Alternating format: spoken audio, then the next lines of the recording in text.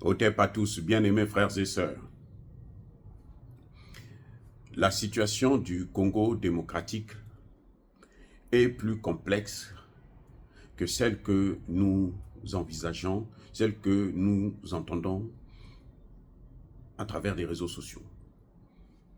Même si parfois ce sont des spécialistes, des intellectuels qui en parlent. Ce n'est pas aussi simple que dire seulement que Tshisekedi et Kagame ont le même maître. C'est faux. C'est faux. Si vous avez le même maître, vous vous entendez. Si vous avez le même maître, c'est que quand le maître dit faites ceci, vous le faites.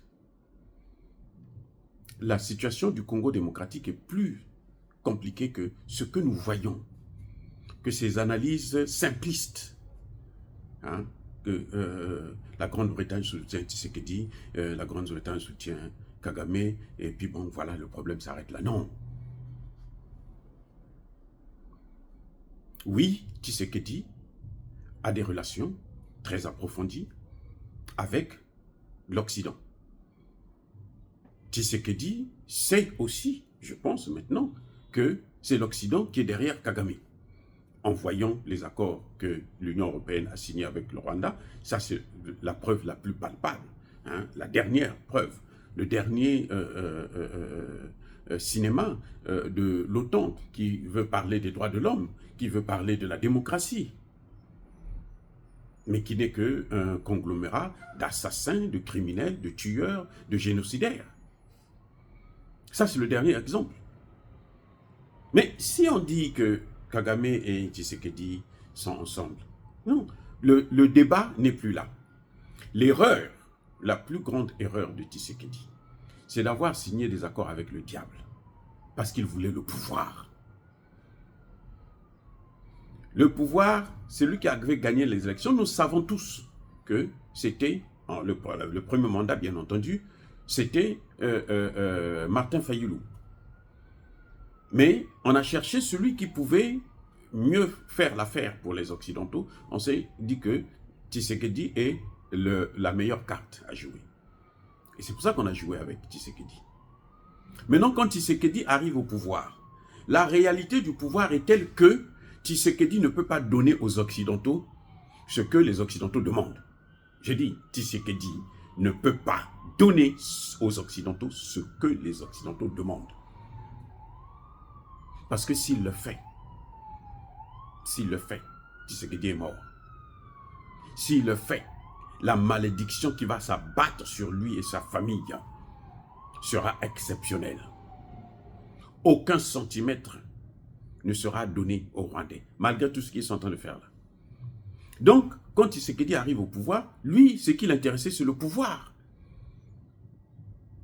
Il se trouve coincé face à une réalité qu'il ne soutient pas, qu'il ne peut pas supporter, qu'il ne sait plus comment gérer. Et son malheur, c'est que Tshisekedi n'a pas une classe politique compétente. Tshisekedi n'a pas, comment dirais-je, une armée. L'armée congolaise, c'est une armée qui est infectée, infiltrée, jusqu'à la moelle épinière, corrompue. Mais alors, jamais on en a vu une armée aussi corrompue.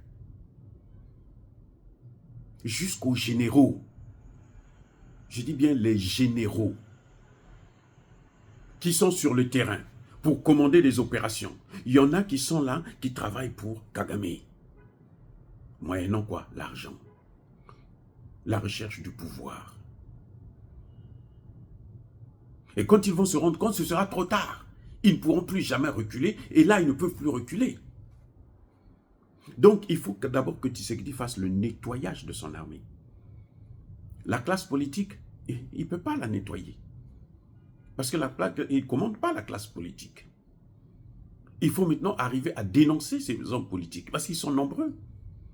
Regardez, hier, dimanche, ils sont allés à Goma pour aller voir comment il faut faire pour les réfugiés. On va soutenir les réfugiés. Ils n'ont jamais fait une proposition à Tshisekedi pour aller à la rue, vers la Russie, pour acheter plus d'armes. Il y a un problème avec ces gens. Et quand vous êtes un président qui est coincé comme lui, là, c'est compliqué. Le premier mandat, c'était un faux mandat. Là, Tshisekedi vient d'avoir un mandat du peuple. Mais est-ce que le peuple est avec lui? Non. Tshisekedi n'inspire pas confiance. Et les Congolais le jugent seulement en fonction du premier mandat qu'il avait eu, le mandat des Occidentaux. Ils n'ont pas compris que si on le lâche, mais ça va déstabiliser tout le pays. Il faut le soutenir, il faut lui donner les moyens, il faut l'encourager à aller de l'avant.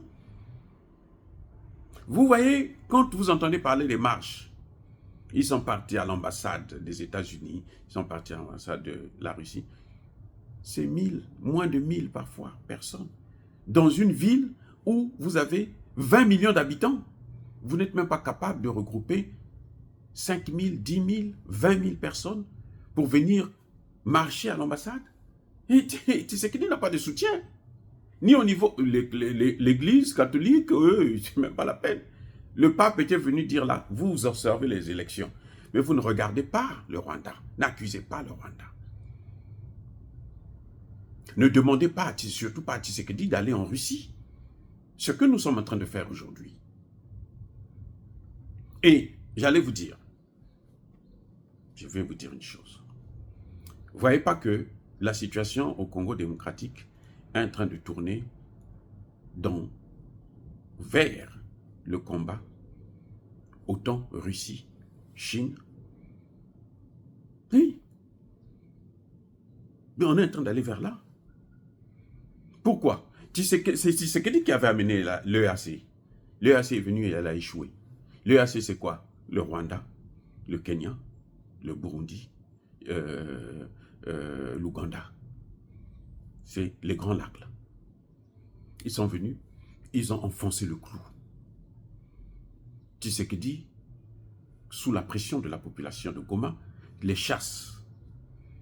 Ils sont virés. Et Tshisekedi va chercher la SADC. Vous avez l'Afrique du Sud, la Tanzanie, le Malawi. L'Afrique du Sud fait partie de quoi? C'est quoi l'Afrique du Sud? C'est les BRICS. Là, vous avez donc, derrière l'Afrique du Sud, vous avez la Russie, vous avez la Chine. Mais est-ce que l'Afrique du Sud a la volonté de régler le problème? C'est ça aussi le problème. Donc, c'est-à-dire que Tshisekedi est dans une situation, moi je le critique, sévèrement d'ailleurs, mais je vous garantis que la situation de Tshisekedi est plus complexe que ce que nous voyons. Non, les États-Unis sont en train de... Non. Il faut encourager Tshisekedi à maintenir sa position de ne pas négocier avec Kagame. Regardez l'Angola qui est le médiateur. Il travaille pour les Américains. L'Angola, ce sont les États-Unis. Aujourd'hui, l'Angola, c'est les États-Unis.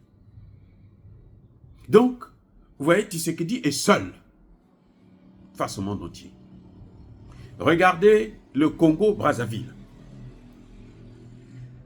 Denis Sassou Nguesso, qui est un vétéran de la politique, un soi-disant homme de paix.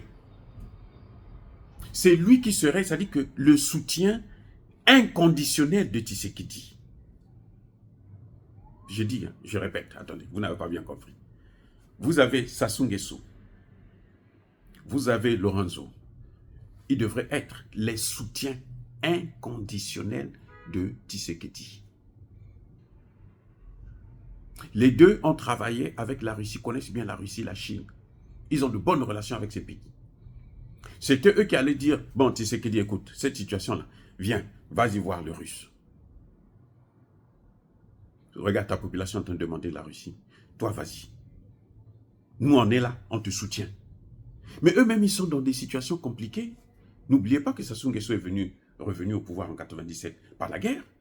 La guerre de qui? La guerre de Jacques Chirac. Jacques Chirac, c'est qui? C'est la France. Il est redevable à ça, à vie. Attendez, je vous dis, Sassou Nguesso est redevable à ça, à vie.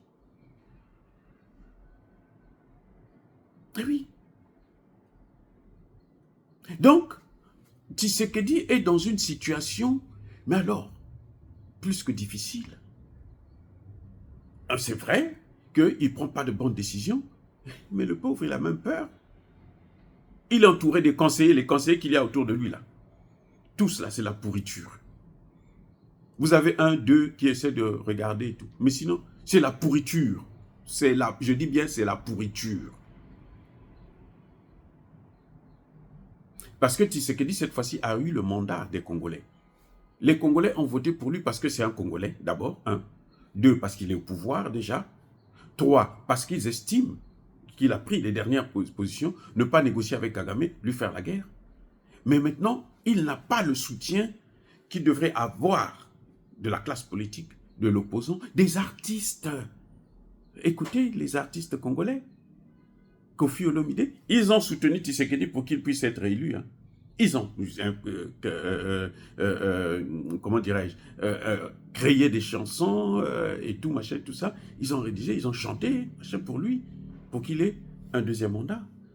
Et ils n'ont pas chanté contre la guerre, pour trouver des solutions, pour demander à Tshisekedi d'aller en Russie. C'est ce que, la seule solution aujourd'hui dans cette guerre, c'est ça. Si vous n'êtes pas avec les Occidentaux, vous devez aller de l'autre côté. Vous avez vu, le Tchadien est allé en Russie. Qu'est-ce qui s'est passé? Il y a eu tentative de coup d'État. Parce que la guerre, là, dans l'Est, là, elle a changé de forme. C'est maintenant l'OTAN contre les BRICS. Mais les BRICS n'ont pas une force armée. Les BRICS ont une force économique, avec la Chine notamment. La force armée, c'est avec la Russie. Vous voyez, Tshisekedi va en Turquie. Mais Tshisekedi n'a jamais... Et c'est un touriste, hein, Tshisekedi. Il voyage, il va partout dans le monde. Il ne s'assoit pas au Congo. Et j'espère que maintenant, il va commencer à se poser ses fesses au Congo. Mais partout dans le monde, il évite la Russie. Parce qu'il sait que s'il arrive là-bas, eh ben, ça va créer un tollé. Ça va être compliqué pour lui. Et donc, pour le faire, il faut qu'il y ait un soutien fort de la population. Que les artistes comme les Fally Ipupa qui vivent en France là, lui disent « Va nous acheter des armes chez Poutine, va avoir des accords avec Poutine. » Parce que les armes qu'il utilise, c'est quoi? Ce sont les armes russes. Les Sukhoi, c'est quoi? C'est pour les Russes. Les Sukhoi qu'il utilise là, c'est russe. C'est pas turc, c'est russe. En armement là, en matière, dans le domaine là, de la guerre là, aujourd'hui là, ce sont les Russes. Les Russes ont neutralisé l'OTAN en Ukraine. Ont semé le doute de la capacité de l'OTAN, des puissances occidentales, à assurer la sécurité dans le monde.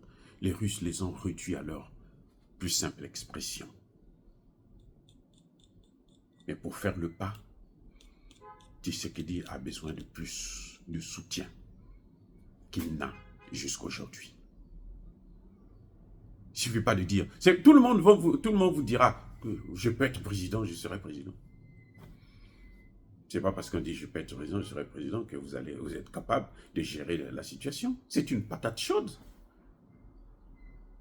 Et ce n'est pas n'importe qui peut tenir ça dans ses mains. Ce n'est pas aussi simple que venir dire, bon, Kagame, oui, les Américains ont soutenu, ils ont manipulé. Moi, je dis, ils soutiennent Kagame, mais ils manipulent Tshisekedi. On intimide Tshisekedi. Tshisekedi a un problème, c'est que, regardez, même comment vous appelez, ses services de renseignement sont israéliens. Mais quand vous voyez Israël, c'est quoi?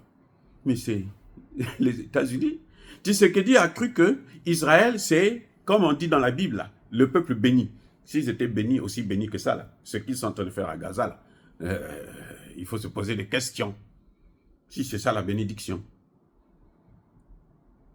Donc, nous sommes dans une situation plus complexe. Oui, Tshisekedi ne fait pas ce qu'il faut faire. C'est clair. Maintenant, il faut chercher à comprendre pourquoi. Et il faut l'encourager à aller de l'avant, à changer complètement de cap. Et j'espère qu'il le fera avant qu'il ne soit trop tard. Parce que s'il continue à jouer comme ça, ce même peuple va se soulever contre lui. Ce même peuple avait soutenu Kabila. Kabila était soutenu. Hein. À un moment donné, le peuple on a eu marre. Et on a lâché. Et il est tombé comme un fruit mûr. Dire cela, c'est inciter à la haine ou à la violence, non. Yahweh colère vers Malem. Encore une fois de plus, bien-aimés frères et sœurs, je persiste et je signe. Soyez bénis, soyez abondamment bénis par le Dieu des Kémites et par nos ancêtres évangélisés. Mais que tous ceux qui persécutent le continent africain le pillent et le déstabilisent, qu'ils soient noirs, blancs, chinois, arabes, indiens, juifs ou qui qu'ils soient punis, maudits, foudroyés, neutralisés, écrasés, effacés par le Dieu des Kémites et par nos ancêtres évangélisés. Vive l'Afrique éternelle, j'ai dit et j'assure.